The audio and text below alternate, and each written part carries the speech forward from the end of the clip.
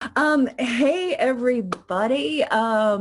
Welcome to the VO Dojo monthly Q&A, Ask the Sensei. I'm Tish Hicks. I'm the Master Sensei of the VO Dojo here in Burbank, California.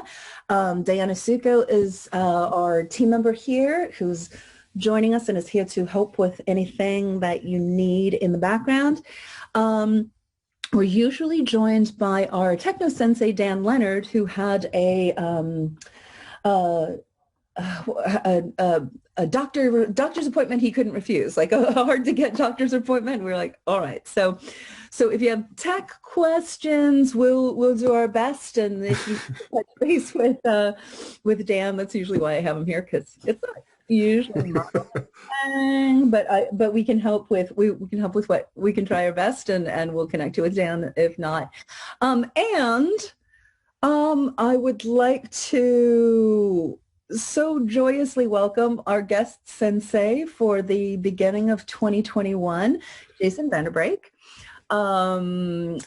We're just saying that Jason is OG dojo. Like, Jason, you were part of the first Mystery to Mastery classes, which is our full training program, our full 14-month training program, and swiftly became the poster boy, right? Because Jason finished our You Should Do voiceover intensive, and then 13 months later, 14 months later, was signed with one of the top agencies, and it's been kind of, you just taken it from there, right? Yeah, it's OG dojo, baby.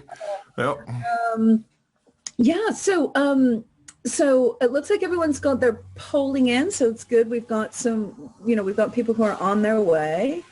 So really quick, I'm here in the background, but I'm going to disappear now.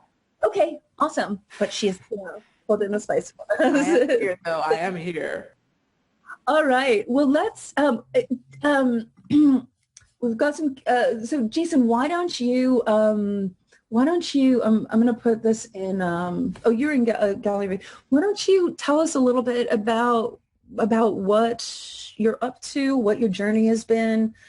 Yeah. However. And so, yeah. Introduce you.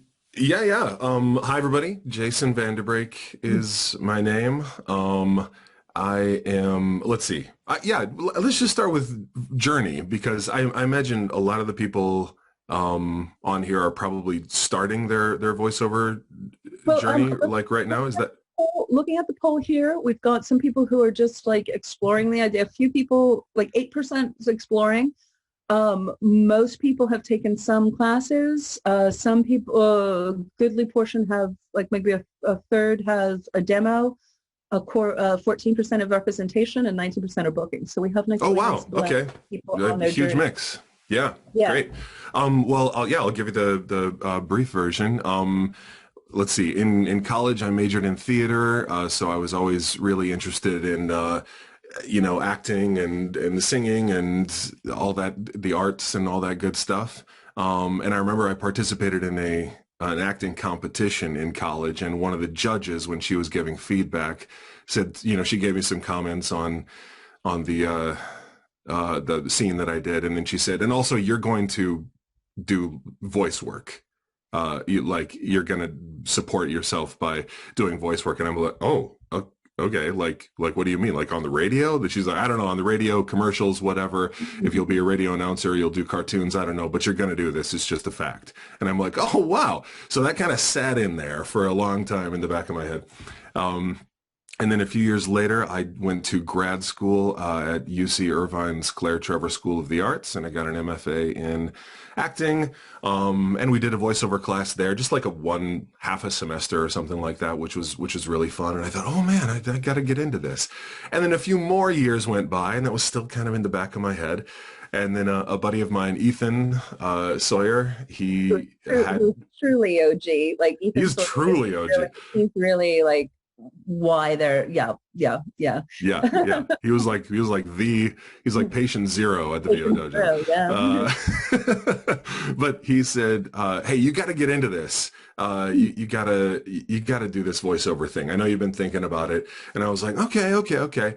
and I do want to mention this for you folks who are, thinking about doing this or just beginning or whatever. At that moment, I kind of had a moment of like a little bit of hubris. I sort of thought I'm an experienced actor. I don't need to, take voiceover classes. Just stick me in front of a microphone and then I'll do my thing. And then I remember I got in front of a microphone with Ethan. We just kind of were playing around, doing that. And then it was just like, whew, oh, nerves. And I don't know what to do with this machine in front of me, stuff like that and all that. So I quickly found out that it's its own voiceover is its own thing with its own skill set and all that stuff.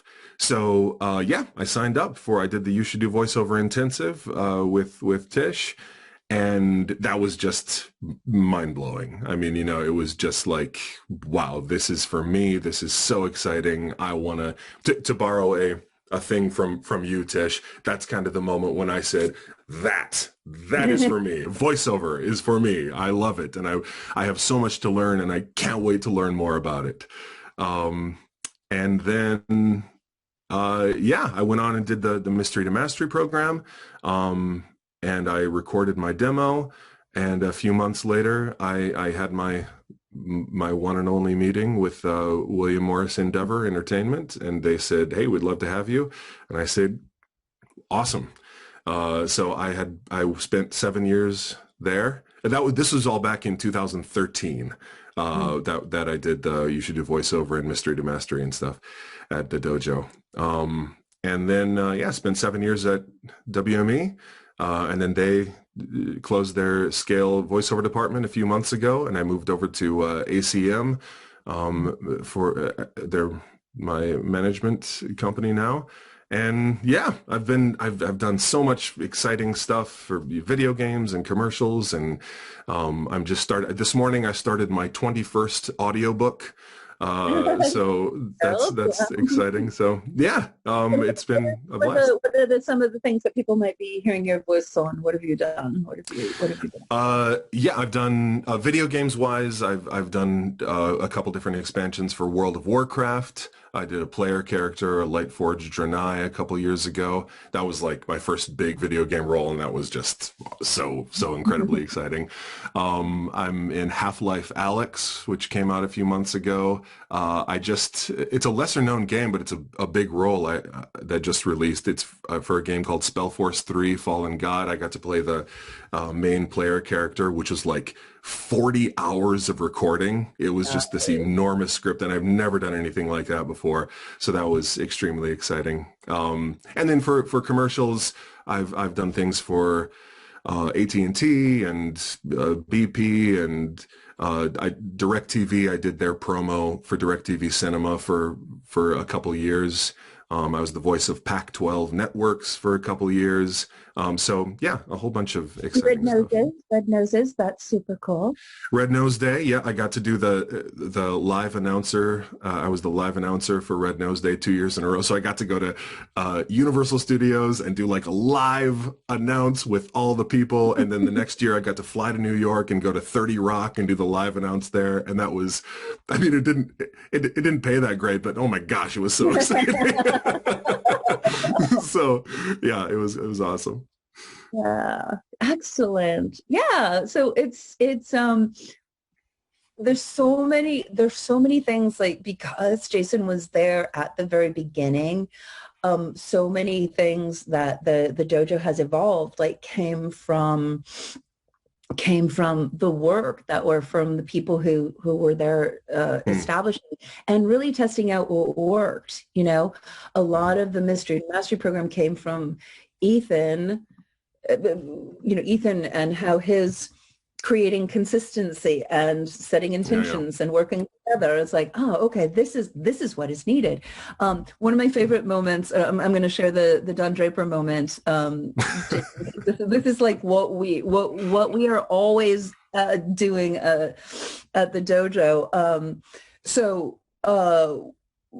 Jason had, completed his brown belts, was earning his black belt, and we did a coaching the night before you went to William Morris, and That was back when the dojo was like in my family room. Yeah, really. Yeah, in your little family room. And here's how Jason was. Oh, Pop, I'm telling a story. But he was sitting on the couch just like this, like, yeah. So what should we do, like, for this audition? So I call this the Don Draper moment, because he's just sitting with his legs crossed, like, all right, let's do this. So how do you get to a place in yourself of knowing you're skilled, knowing you got some things going on, but you got it under control, and you're walking into the top agencies going like, hey, I got a lot to offer here. What, do you want to work together? But just that like, yeah, cool. Right. Feeling, it's one of my favorite moments. Yeah. Yes. Well, thank you for helping me get to that point. I mean, that was I don't want to shill here, but honestly, without you and the dojo, that never would have been possible. So well, yes, I appreciate it. I want to correct you there, because it would have been possible. It just allowed your like intention. It just focused your intention and allowed you to do it in a concentrated amount of time. Because eventually that thing that someone instilled, that the oracle instilled in you, would have been like, oh, this is my father. Okay. But yes. But it took those, like, how many years before that spark took action? Like, so that's the difference. You would eventually, that would have eventually eaten into your soul, or you would have been filled with regrets. So it's also funny that you said the thing about that you compared me to Don Draper that day, because since then I've become a voice match for John Hamm. So no way. Oh my God. And love to John Hamm. I think you're probably better. Love John Hamm. Hey, I'll take that Mercedes account anytime. Yeah. Awesome. Well, let's it's so yay. Also good. Oh my gosh, there's so many people here. This is really exciting. You ready to take some questions, Jason? So absolutely, guys, is I'm going to open up the questions here, and we're just going to kind of flow through and answer as many as we can in whatever way we can. So if you are coming on, do put your questions in the question and answer box. That's where we're going to be taking them from. So let's begin. We might have answered this in Jason's origin story here, but Hannah asked, what's something you wish someone told you about VO when you were getting started? Oh man.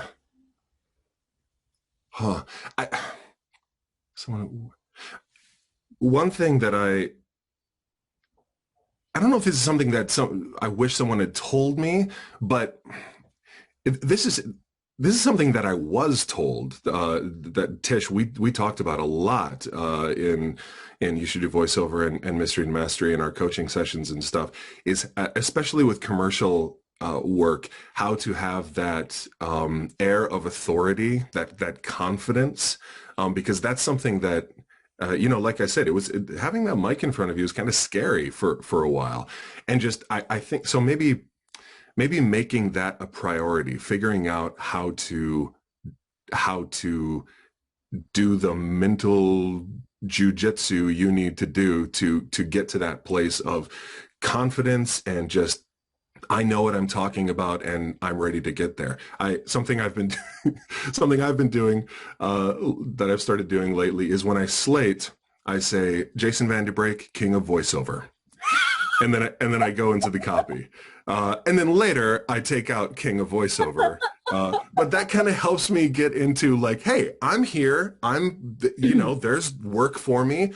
Because the struggle of whatever, just self-confidence and imposter syndrome and like, oh, there's 1,000 other people who are better at this than me. You got to figure out how to get over that. And part of that just comes with experience. But if you can maybe make that a priority, that might be a good thing when you start. So two things I'm hearing is the internal training being equally as, if not more important than the external training. Oh, for sure. And then, I think it goes back to that Don Draper moment of one of the things we've been saying a lot of the dojo recently is there is no they, there's only we. So if you come, and then internally setting up the vibrational exchange of energy. Hi, King of Voiceover. What can I do? How can I help? How can I be benevolently? How can I benevolently serve you? Yes. Because this is my kingdom. So welcome. Yeah. Right. But that ties into I'm here because I have value and worth, and I'm bringing something to this. And that energy flows. The foundational principles we work on here is voiceover is communication. Communication is the exchange of vibrational energy. And you can tell, Jason is like one of the nicest people in North America. So when he says, hi, King of Voiceover, it's not like, ha, ha, ha, I am the King of Voiceover, right? Because you don't get the dickish vibes. You just get the confidence, clear, this is my realm. So that's really interesting. I think for me, I wish, I graduated from Northwestern. It took 5 years to happen upon voiceover. I was like, I wish someone had said earlier, this is a thing that you can make really, really good, consistent money throughout your career using all of your skills. Like I wish someone had come to, like I go back and teach classes at Northwestern. I'm like, hey kids, like theater, like to eat, try voiceover. Yes, totally. So yeah, good. Well, you just said you've done your 29th book. Jason, Dan Harry, who also happens to be a Northwestern colleague of mine. Dan has an audition for Audible this week. Yay. Don't know the format. How would you suggest preparing? Just go and listen to a whole bunch of samples on Audible, just see what people are doing, see what works, and maybe try and find some audiobooks whose narrators have voices similar to yours. Or the book is in the same tone, because that's another thing. Books are you're going to narrate a book much differently than you would a self-help book or something like that. So figure out the right tone and what resonates, and then take that on and make it honest, just like you would any piece of copy, whether it's commercial or interactive or promo or whatever. Just make sure it's coming from the heart. Yeah, and I think when you're starting in narration, an audiobook narration, the most important thing is that you're telling the story, right? Mm-hmm. Sharing the story, not telling the story. I think also if you take you're sharing a story, right? Mm-hmm. That's a first thing. And then understand that your point of view, what you're bringing to the story is going to be, that's you as a narrator. Anyone could narrate this book, but why is it you? Or what are you bringing to this? And how are you representing the author, taking care of the reader, and, honoring the characters as well. Yeah. So, I think tell me the story, basically. It's great advice. Yeah. And, you have the end. So introduce yourself. This is Daniel Harry, King of Audiobooks, and then take it out. Perfect. There you go. Awesome. Pranshu is part of the Nth Degree program here. Oh, right on. He says, hey, Jason. That's not how he sounds. I was wondering how you explored that first year after signing with your representation. I'm in that liminal space right now, and I'm curious how your day-to-day looked back then. That's a really, really cool thing. And that is what, that is all the Nth Degree nth degree is actually something that's evolved, Jason, since you've been part of the program, because the nth degree is our working pro focus action forum. We also have the nth degree intensive now too, which is like, boom,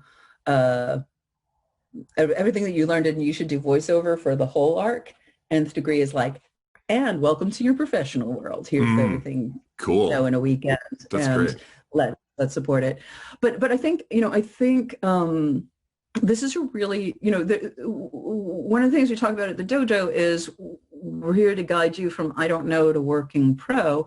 And then when you are working pro, there's this whole next level of what are the things you need to incorporate and know and evolve into. So this is a great question, Pranshu. Yeah. So how did I explore that first year after signing with WME? It took, well, first of all, I don't know if this is helpful, but it took a few months, maybe more. I mean, maybe almost. Few months. Oh. No, exactly. I know, but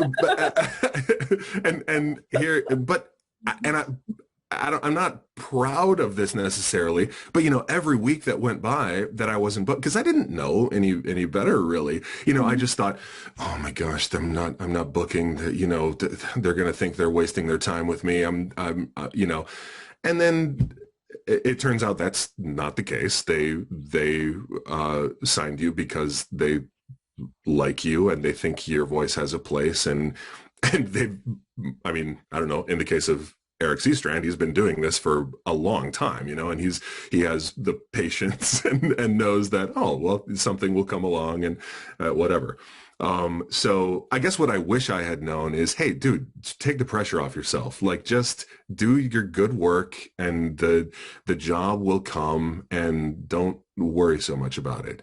I wish I had actually been a little more vocal and in touch with my agents, in terms of saying, especially during that first year. And it's something I even kind of struggle with now. I'm Midwestern raised and kind of like, okay, put your head down, do your job, and don't upset the apple cart, but your agents and managers need you to, tell them what's new and what you're doing and what work you're interested in doing and able to do.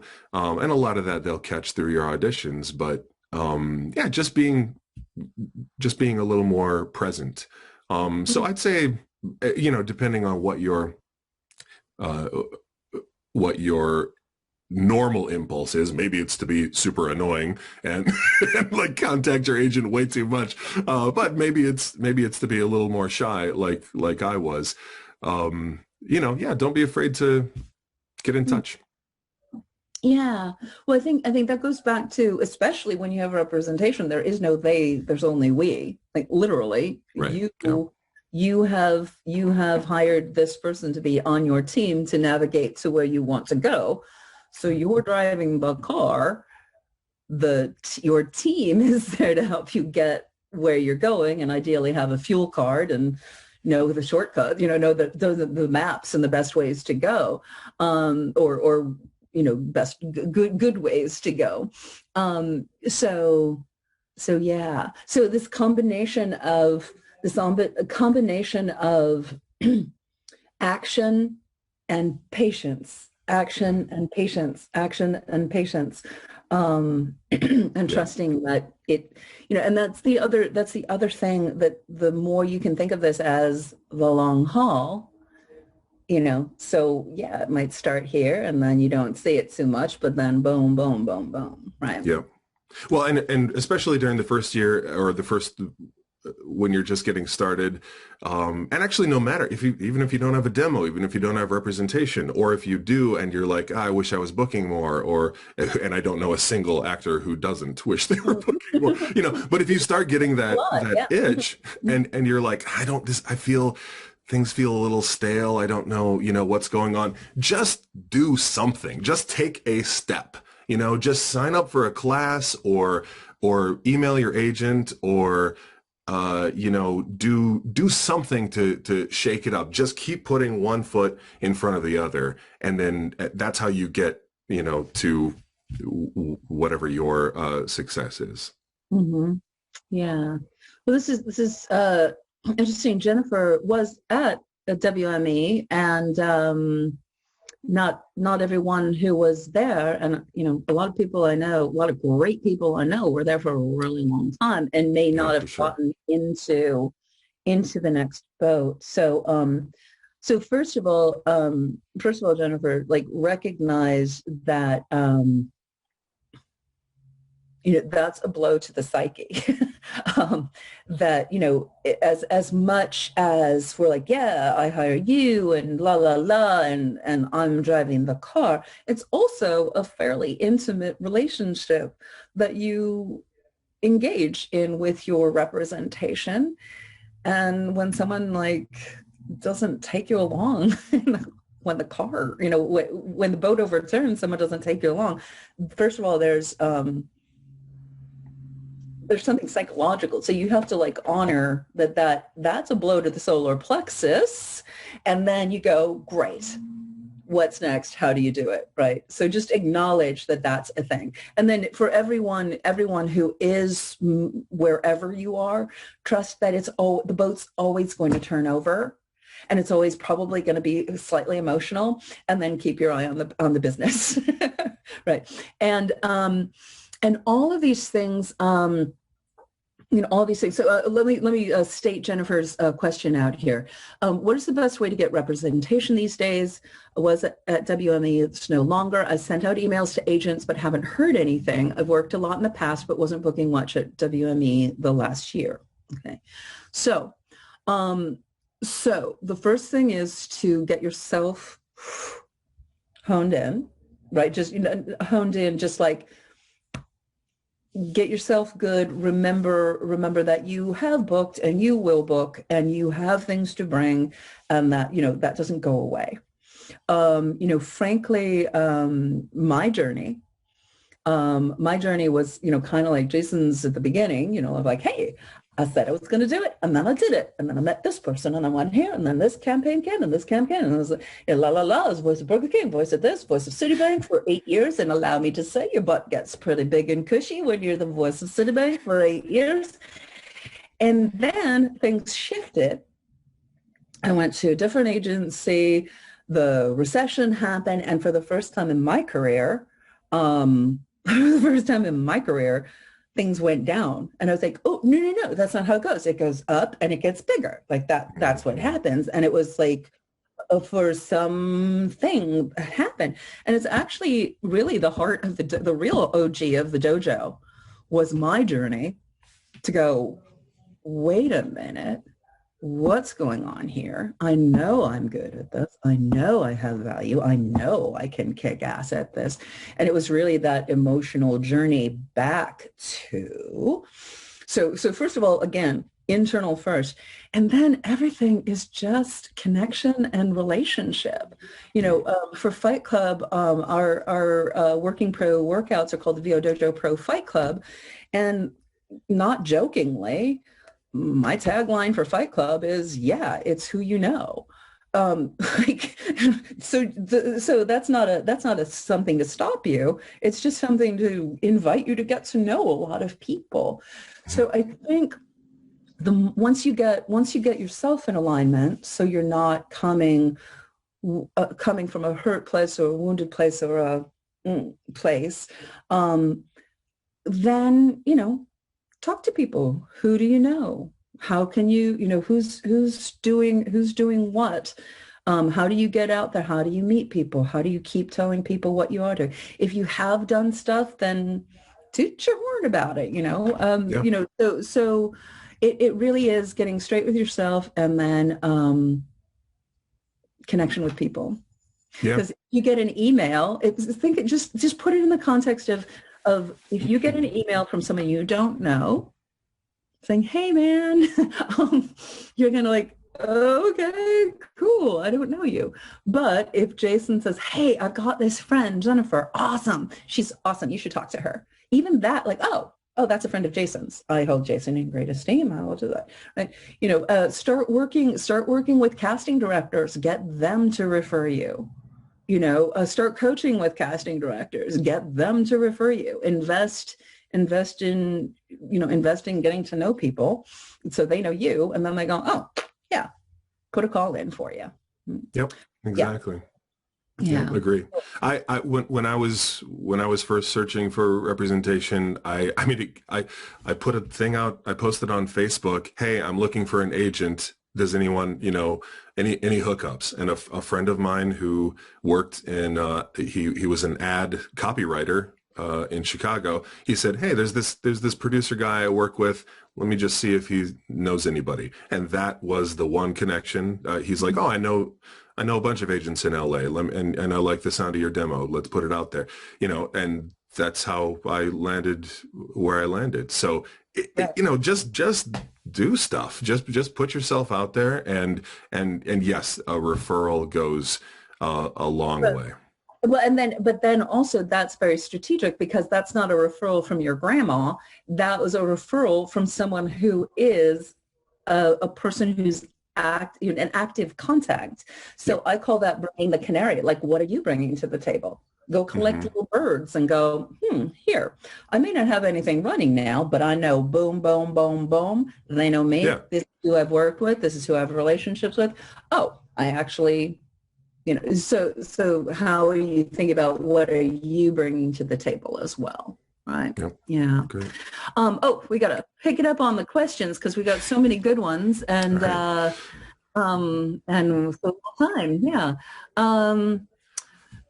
Jeff J. Opinions about pay-to-plays, favorite sites to avoid, given the current state of the economy and the VO industry. Should I spend the substantial monies to join a site or wait a while? Okay. So first of all, pay-to-play, let's see. So first of all, shift your mindset that substantial monies, $400, although given the state of the economy, I'm not being condescending about $400 is, apparently what the Congress thinks everybody needs to live on. But so I know it's not unsubstantial, and particularly in challenging circumstances. But how do you open up your mindset to understand that when you're running a business, $400 is not that much money to start a business? So how do you just shift your mindset, and/or I'm going to invest $400 into my business with the clear intention that I will make at least $400 back this year, right? So it's just like a little mindset shift, first of all, right? And then my opinion, two things that I'll say is I came up in a different paradigm. So my business model still has not really activated the potential of working on pay-to-plays and building relationships with ongoing clients. I haven't, I put my energies in creating this place for all of us. So I haven't had, I personally don't have a lot of experience with it. I think you need to know what you're getting into. If you're working for a temp agency, you know that they're getting paid X number of dollars and you're getting paid so many dollars. So as long as you're clear about what the deal is, and then use it as a thing to empower you to get clients, just be smart about it. It's not the be all and end all. So that's my opinion. And there's some that are more ethical than others. Or some that'll take more than others. Yeah. Jason, you just turned into a logo. What happened? Oh, sorry. I should have let you talk first. Are you there? Hi, I'm back. Oh, okay. Cool. What's your thought on pay-to-plays? How did because you did a lot of like, yeah, I'll do that little job for a little bit of money, and you built up. You did a lot of stuff as you were training, right? Yeah. I worked with, first of all, can you hear me okay? Oh shoot, I think I'm getting... We can hear you, we can't see. Okay, all right, that's okay. Don't worry about it. I think I'm having internet issues right now, but yes, I worked with I never worked with a pay-to-play. Actually, no, I never worked with a pay-to-play. I worked with a couple of websites that.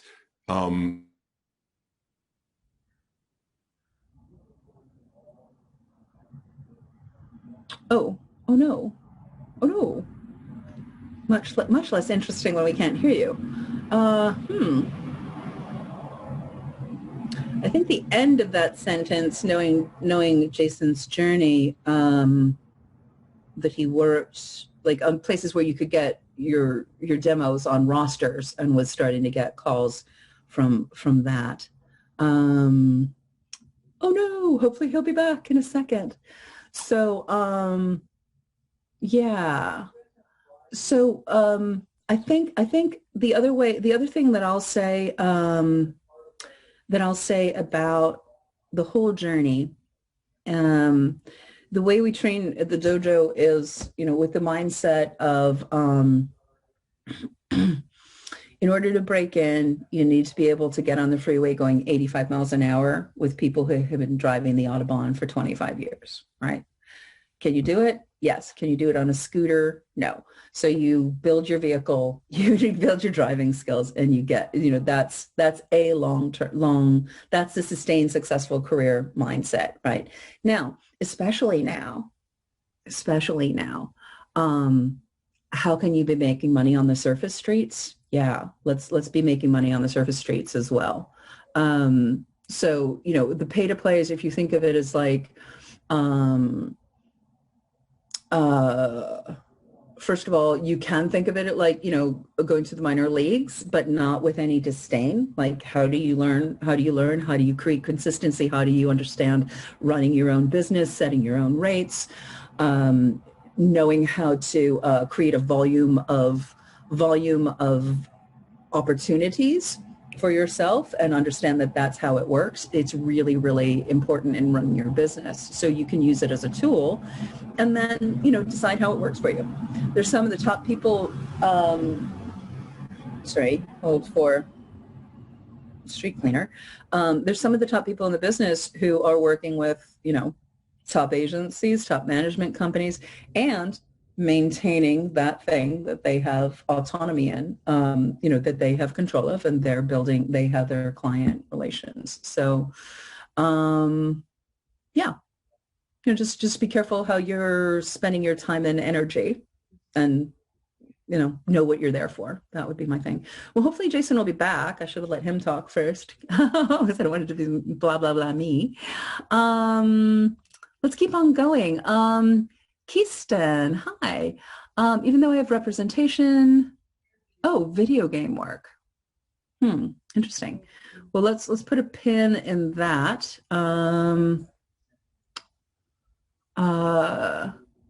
Again, I think, like, my opinion, and I'm so uncomfortable that they just like, this is what I think, because there's no one else to talk to here right now. Let's see. Diana, do you have Jason's contact so we can test what's going on, or I'll just... Yeah, I'm on it. Hold on. Okay, awesome. Yeah. I'll let you know. All right. Well, I'll just continue the party, and then we'll circle back. So in terms of video game work, first of all, I think it's also really a relationship. Know what you want.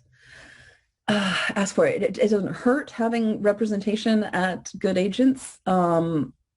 But if you love video games, if you are a gamer, if you know them, then figure out who's working at the product. Who are the companies making them? Who casts for them? How do you get to know them? How to work for them? If you know gaming and you love it, then you already have a leg up. Prachi, who we had a question from, has a job at one of the video game company, so he knows a lot of people, right? So then how do you how do you get to know people, and then they get to know you? And then also, just video games, you have to be freaking good. You have to be able to deliver, know what is required, and be able to deliver, and have stamina, and be able to serve a range of purposes, right? So to be in the game, you got to know the game. And then it helps also to be at some of the agencies where people who need people who are working at that level know they can go and get them. So a little combination of that. But build relationships, build relationships with indie game developers, get to know people, figure out the game from the inside, right? And then become part of the game. Cool. I'm going to leave that up so we can come back when Jason comes back. Anonymous says, what was the biggest technique adjustment from acting to voiceover? Again, for me, it was calibrating energy and intimacy, right? So I have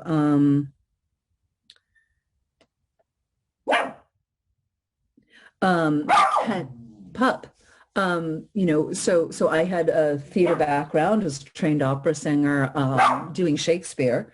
So just understanding how little is required in that same way that you make adjustments from stage to on camera, and then the intimacy of working on the microphone, which is even more intimate than the camera. So just being able to calibrate that. And frankly, for me, a lot of it was just recognizing that voiceover is acting. I had a big like, I'm making six figures as a voiceover actor, but I'm not swimmer. I'm not, I had like, I'm not, that my on camera, I'm not really an actor. And so one of my friends like shook me by the neck, said, shut up. You are a professional actor. You make more money doing acting every day. So that was a little mindset stuff. But I think it's calibration of intimacy and energy.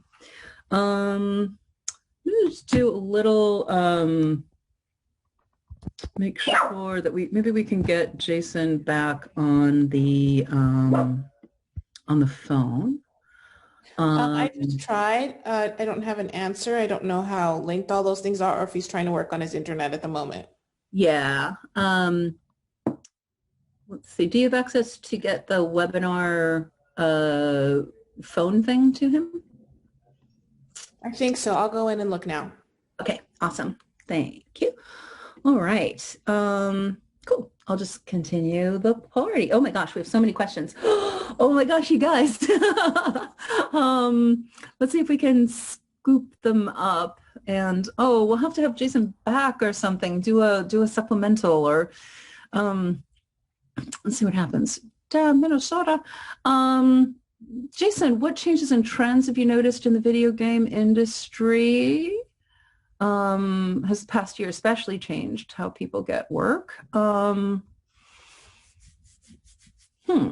Let's see. these are Jason questions. A lot of Jason questions. Let's see what we've got here. Oh my gosh. Oh, poo. Let's see. Hopefully he'll come back. Maybe we can go over a little. Let's see. Larissa said, did you land representation at WME with just your demo? I think it was demo and referral, and he had been booking jobs consistently in some, not maybe not major campaigns or something, but he had been booking stuff and had things. I know one of Jason's stories, and this is interesting. This is an interesting lesson in terms of when you're starting out, to make sure that you don't sign anything that has exclusivity, that doesn't pay you for exclusivity. Because I know one of Jason's stories was that he had booked a nicely paying non-union job for the mattress industry. And it was, it was not an insubstantial amount of money, but not union amount of money. And then once he got to William Morris, he actually booked a union mattress job, but had signed an exclusivity with the non-union contract, so wasn't able to do the union job. So I think he had some stuff that he was bringing to the table, but bring as much as you can, and you are where you are. So I think it's a good thing to get bookings under your belt and, arrive with as many canaries as you can. And then I think, the referral from someone in the industry is a good thing. Jason will have to tell you his biggest takeaway from the dojo. Karosha asked, Dan is not here. The tech guy is not here. Best mic for VO and singing. I don't know that off the top of my head. I've been asking, Faith Rumor is our vocal coach. Who's also a singing coach. And she didn't really have an answer to that. So good. Let's see. Oh, this is much less interesting without our guest. I mean, I guess I don't want to dismiss me being interesting, but the whole point is to expand on this. But let's see. Ooh, let me see if I can just get him on the phone. Hold on. Let me just see if we can just do that, like really super light a candle.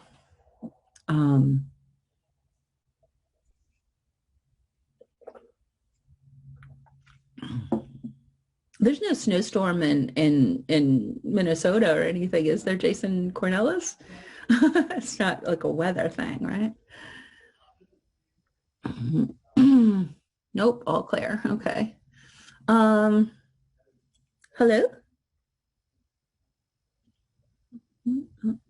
Okay.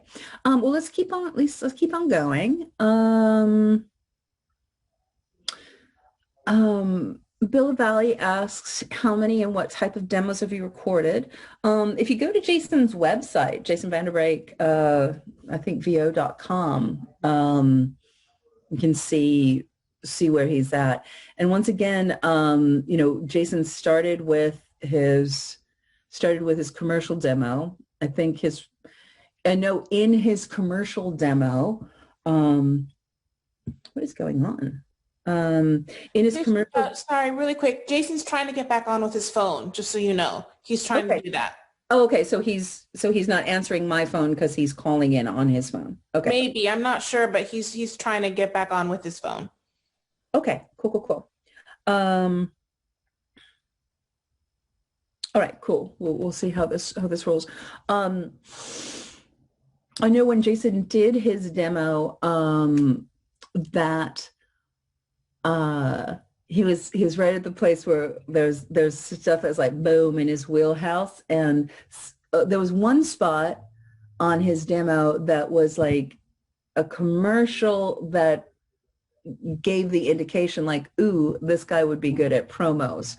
And in the process of making the demo, that was the one that he needed a little bit more support on, work on getting to the place where it was. But that was something that started, clicking in people's mind, like, oh, he could do that. So I'm not sure exactly which ones he did since then, or in what order. But I do think, like, in terms of demos, the way we approach it here is the process that you go through to understand yourself and what you're bringing to the party, build your skills up to a level that you're in the realm of, being able to get on the highway. That's the work you do before you, in preparation to do your commercial demo. Then you know what you're about, and you have something that is ideally a representation of you in a bunch of different facets of you. So you always have that calling card. And then each one is going to have different paths of what demos to do next, depending on what work your voice is prone to, or where your voice can serve most effectively, what your background is, right? What you enjoy doing. And then I think there's also sort of practical things. So like, where's the lowest hanging fruit? Where can you be making money most swiftly, right? Because building an animation career to a point where you're making good money, right, is not something that happens overnight. Building a narration career is something you can start on tomorrow, right? And you also build, but it's something that you can start getting paid for, and you have the, you are driving the car on that, right? You are building the relationships. So when Jason comes back, he can answer those. But think of it like a habit trail, right? Or building additions to your house. Yeah. Let's see. Oh my gosh. Okay. Let's see. Hold on a second. Do you want to just call on phone? Let me just see if I can reach him.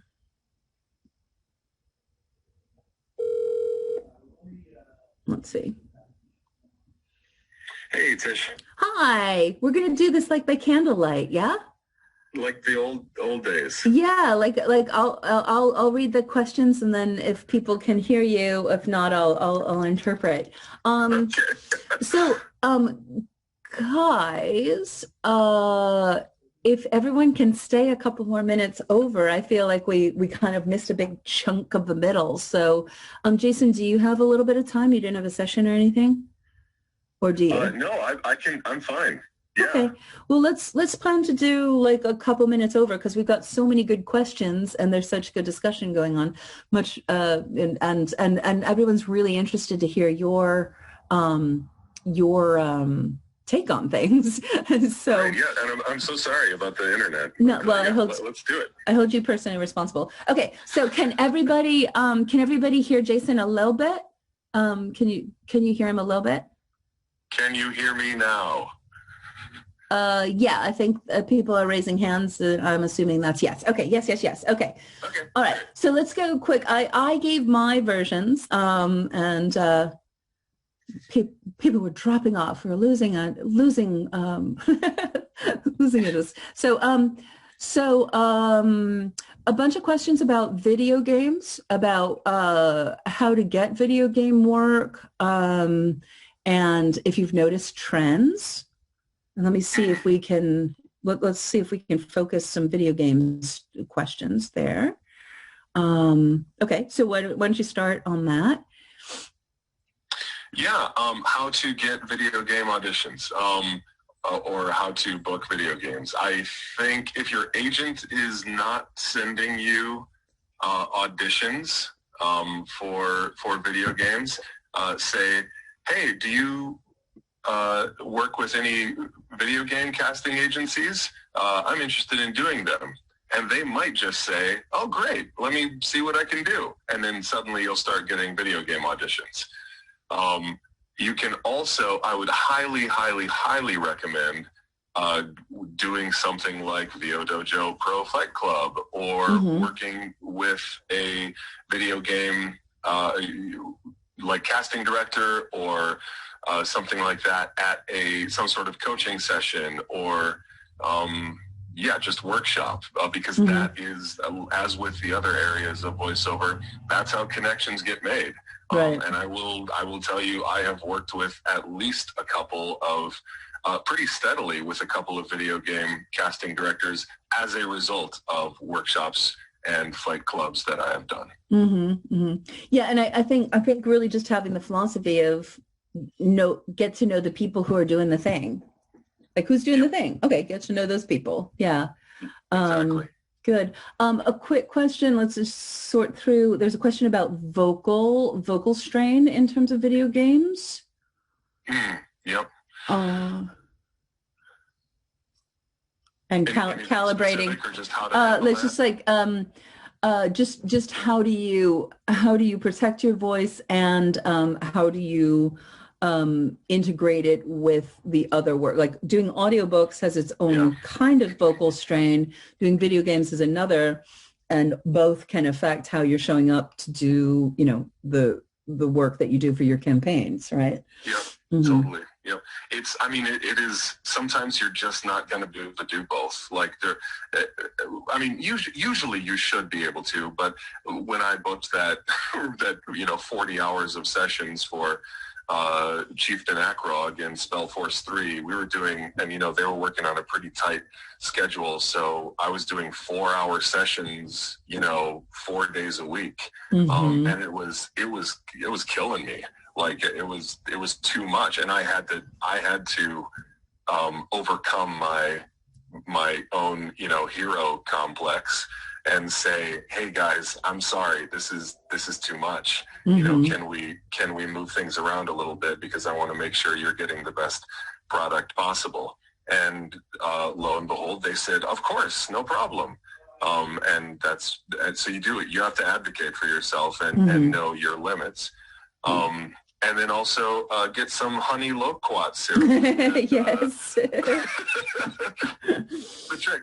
Drink your tea and take your honey loquat syrup and your lozenges and stuff, and and don't talk when you're not doing voiceover sessions as much as you can avoid it, and take care of yourself. Mm-hmm, mm-hmm. And on this voiceover thing, Rich Traub, who's just joined the Mystery to Mastery program, said, can you speak a little bit on your journey getting into video game work specifically? Is it a natural progression through your reps? Did you do anything on your own to seek it out? You were just recommending workshops, right? Yeah, I think, let's see. Yeah, the first video games I booked were through someone that I met at VO Dojo Fight Club. Oh, cool. Yeah, and he sent an email with some direct auditions, and I auditioned for those, and that's how I got, and so they started out really, really small. And then as I kind of learned the ropes of how video games worked, I got more confident in terms of auditions that my agent was sending me. And then, yeah, I started booking the World of Warcraft and bigger stuff. Mm-hmm. So, nothing, no real, magic, bullet or golden key to it. Just, it's the same advice we've been giving, is make connections and get on people's radars. And if they need you, they'll reach out. And be good. Right. And be good. Working on it. Yeah. Yep. Yeah. Cool. Awesome. So we're coming up at 11 o'clock, guys. So I know some of you have probably scheduled that. So what I would like to do at this point is, Diana, for anyone who has to leave, can you let people know about the stuff that you wanted to share about what's coming up at the dojo? We've got so many cool things going on in the new year, guys, including expanding fight clubs from twice a month to 4 times a month. Now that, because thanks COVID, we're doing everything virtually. So there's access to audit everything, which wasn't previously. So that's one of the great things that's going on. Or you should do voiceover intensive. I'll say these things, and maybe Diana can put them in the chat of how to connect up. Or you should do voiceover intensives. Our foundational initial launch to the whole training program.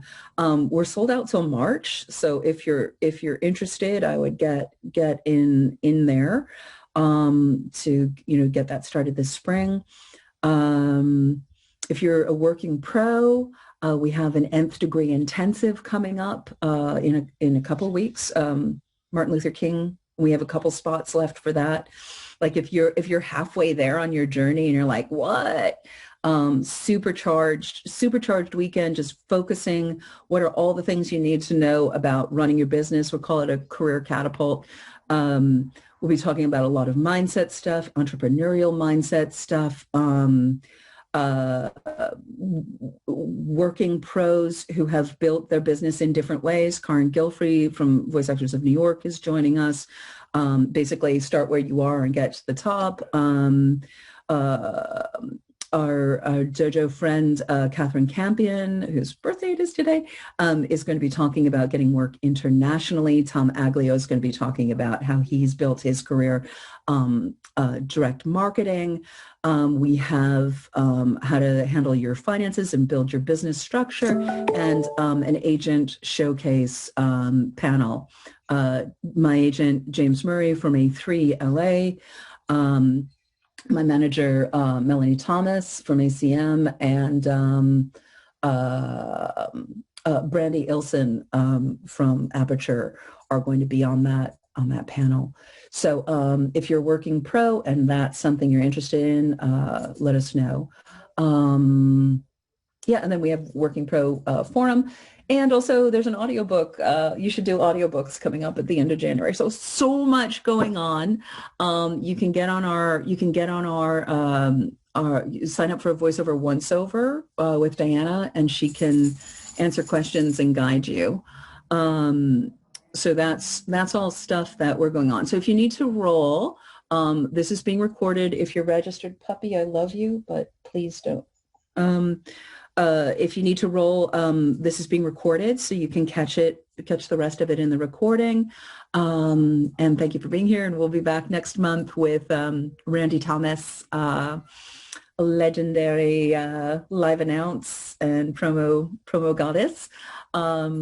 So that's that. Cool. Stay close, www.thevodojo.com. And let's go back to answering a few more questions. Do you want to take like 10 minutes, 15 minutes, Jason? What do you think? I'm good for 15. That works for me. Okay, let's continue on with 15 minutes. And guys, thanks for your patience with the technical. We always roll with it, right? Cool. Let's see. I'm trying to. Oh, these are so many great questions, you guys. I'm just trying to consolidate. Oh, Karosha, are you the voice of the new Miss Frizzle? No, I wish.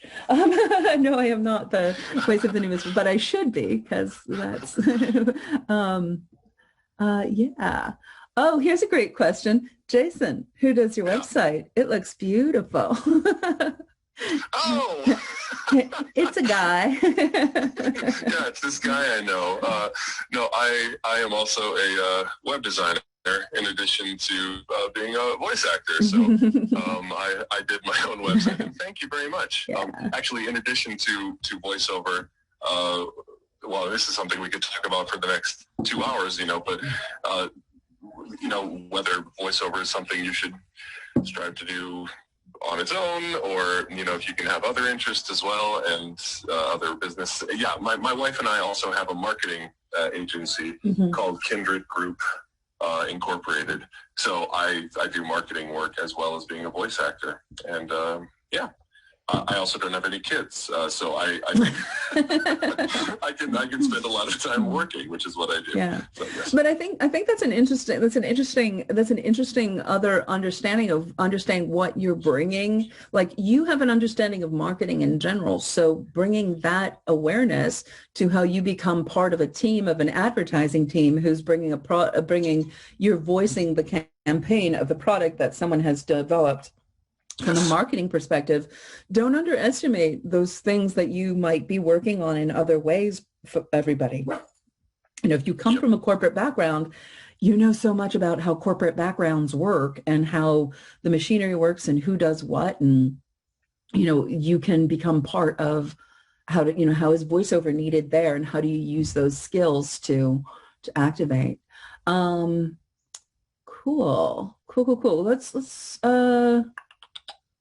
there's a bunch of questions about, tell us about your first job and what's the technique adjustment from acting to voiceover. I think you're a really good person to talk to about that, because you came from such a strong, and theater is still part of your heart and ethic and activation.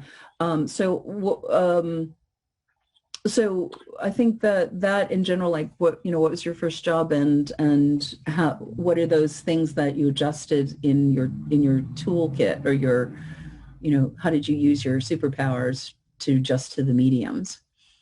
Yeah. Let's see. Well, in regards to the relationship between, you know, stage acting and voice acting,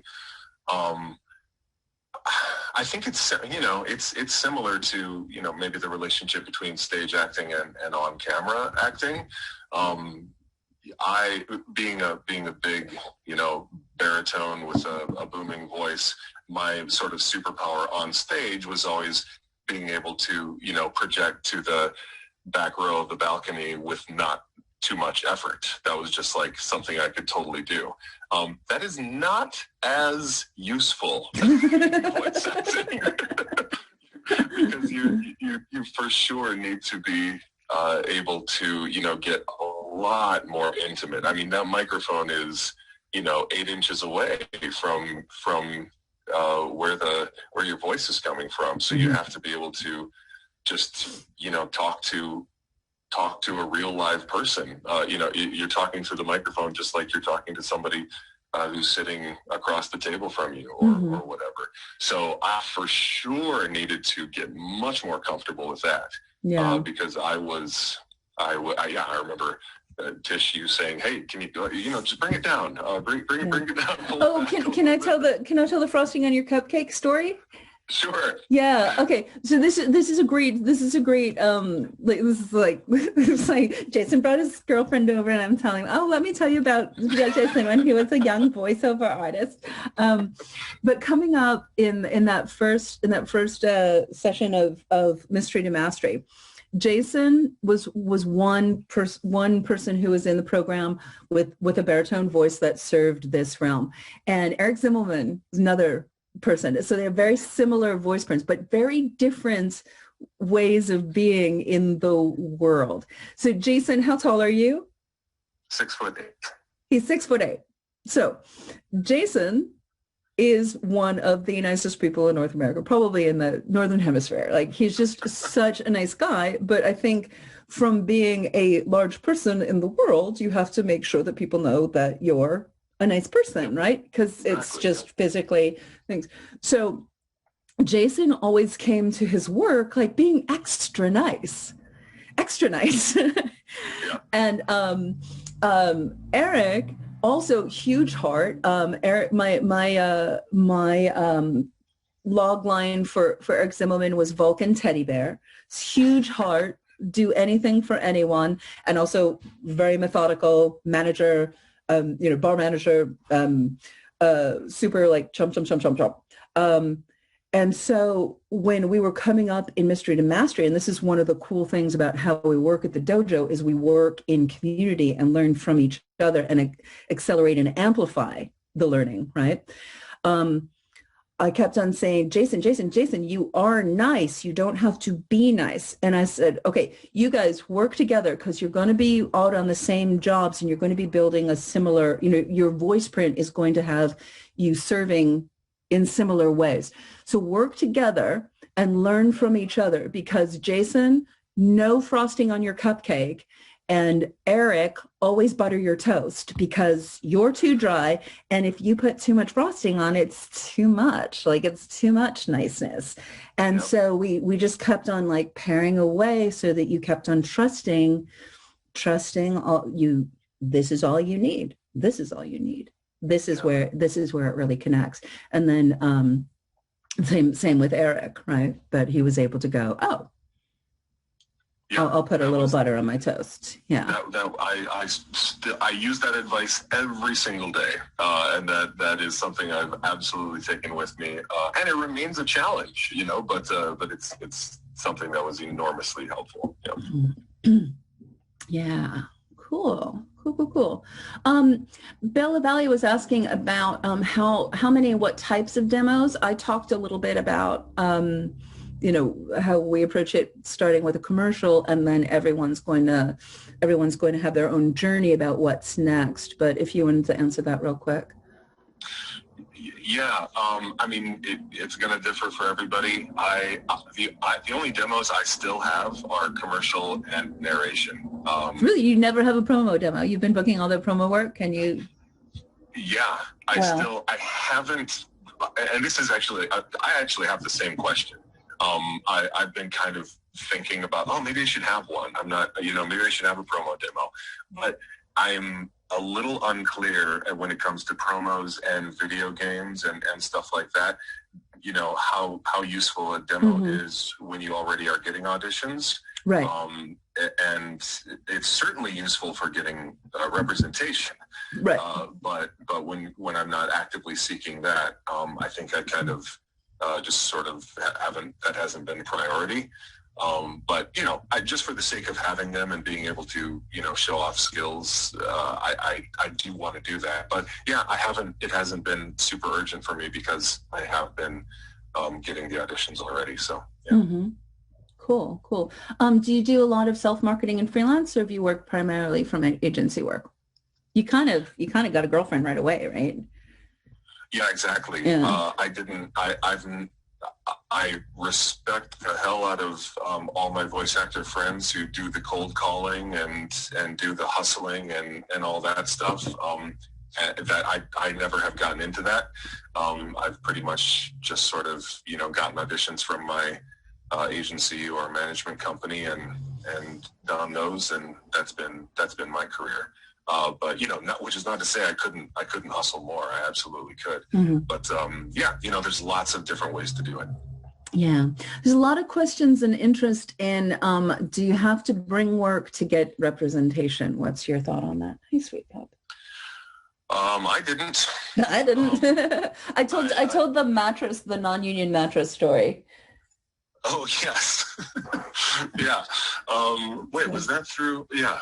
I feel like you had booked a nice non-union gig and then had signed an exclusivity with it, and then you booked a nice union gig and couldn't do it because you had signed an exclusivity. That's exactly right. Yeah, that was a real bummer. But I think I booked that after I signed with WME. So yeah. Yeah. So I think it's just be of the mindset, because also if someone sees potential in you, if you are something that someone sees like, ooh, you are exactly what is trending. I know, I don't know, is Angela on the call?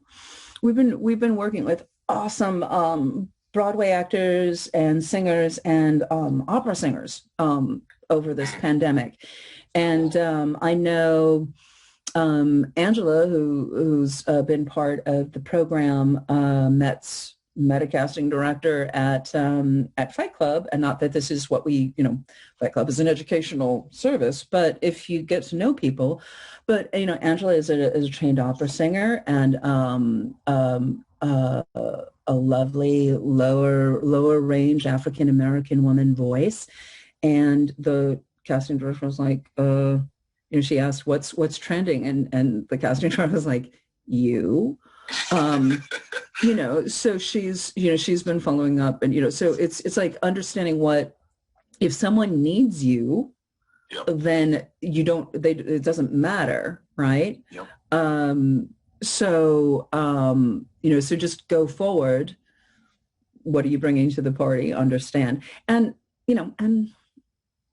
go forward like, hey, I don't have anything now, but here's my potential. Here's what I know. Here's what I am. Here's who I'm working with. Here's who believes in me.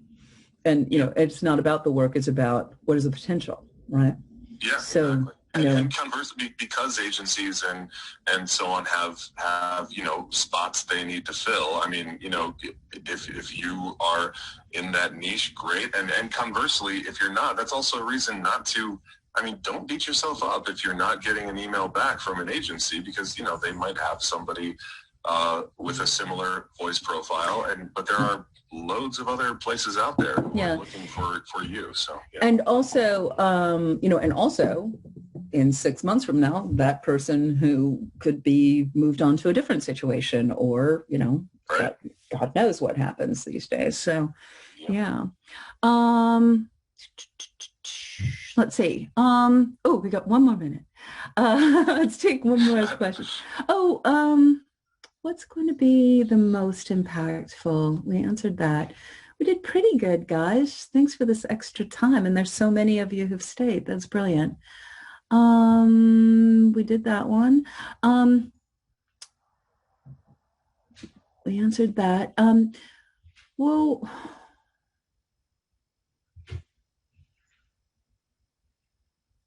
let's see. What's a good question to end with? Well, tell us about your first job. I think that might be a nice way to like, and I think that, oh wait, hold on a second.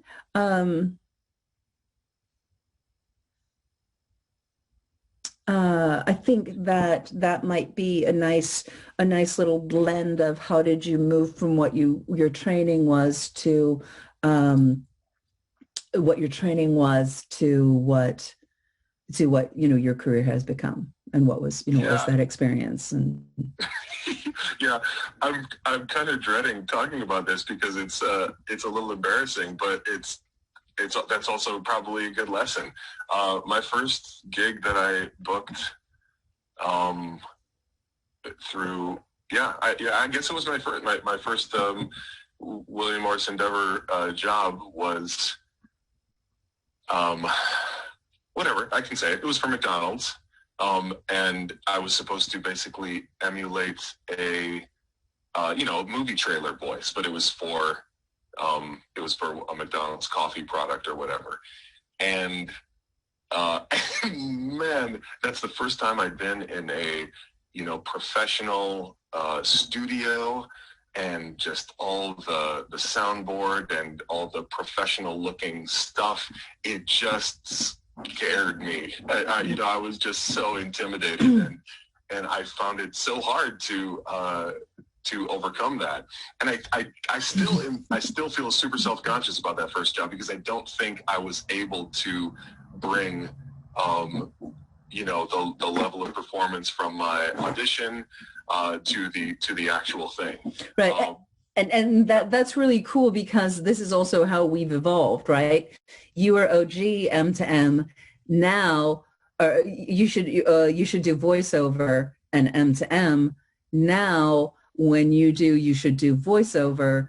When we were doing it live before the pandemic, we went to a studio, we worked with a booth director, so you popped your cherry on that. And now it's interesting, because the reality now, guys, is that nobody's going to a studio. So you really have to understand what it is to run a session on your own. So when we finish, you should do voiceover. Now that's what we do. So you have an understanding. This is what a session will feel like. This is what it is. So yeah, that's interesting. Exactly. Yeah. But I mean, but it was also a great experience, because, whatever, I did it. And I don't know, they were probably completely happy with it. I wasn't necessarily happy with myself, but then that's out of the way, and then it's like, next time you go to a booth, you're like, oh, okay, I've done this before, and whatever, and all the better if you can do that during a training program, like you should do voiceover or Mystery and Mastery or something. So yes. Yeah. Cool. Well, guys, this is awesome. Jason, you are welcome back anytime, my friend. Oh, thank you. I know. What an honor. Yeah, and this the one, I don't know if I said this at the top of the thing, because it was in my head and my heart, but it's our 10th year at the dojo, so it's really powerful to have you be our first as the Sensei guest and launch into the new year. Wow. Well, it is. Congratulations on 10 years of the VO Dojo. That is awesome. And I could not be, I've been looking forward to this for weeks and weeks. And I'm so honored and so happy and excited to be able to share a little bit on here. So thank you for having me. Yeah. And if people want to keep in touch with you, do you have time to if people reach out to you, you can say no, because I know you're busy, but if people had other questions, do you have time to yeah, sure, of course. No problem. Okay. Just find me on at jvbvo.com or LinkedIn or something like that. I'm there, and I'd be happy to chat. And J, V as in Victor, B as in boy, V as in Victor, O as in octopus, right? Exactly. Yep. Yeah. Okay. Cool. Awesome. Well, guys, we're gonna wrap up because we could talk forever. So if you didn't get your questions answered, we're back again next week. And you can always sign up for a VOO, and we can answer more questions there. So much goodness coming up. First Wednesday of the month, you can put it on your calendar to be here. There's always something good and someone good going on. I hope everyone is safe and sound and taking good care. And it's really been incredibly what's the right word? I don't know. It's been an incredible journey, as challenging as this year has been. Voiceover and the realm of voiceover and how voiceover is organized today has allowed for so much to open up and expand and deepen and actually be an anchor during this time, particularly for performers, I think. So to have this as part of what you're doing in the world right now is really empowering and really quite. It's not an instant thing. It's not an instant you do this and then you guys, but it is something that's going to serve you now and ongoingly. And also, one of the other things that's the heart of the dojo is it's always just you, but you never do it alone. And the more you can create these, come to these places where we're coming together. And working together and amplifying each other's efforts. I think that's what really makes a difference. So I think you have all the links in the chat. Thank you all. Jason, thank you for this time. And I can't wait to to see you in person when you're back. Yes, likewise. And yes. It's great. Diana, thank you for supporting everybody. And we will talk to you next month. And see you at fight clubs and all the good things. So yeah. All right. Thanks everybody. Happy New Year. We'll see you next month. Thanks. Bye-bye. Okay. Bye.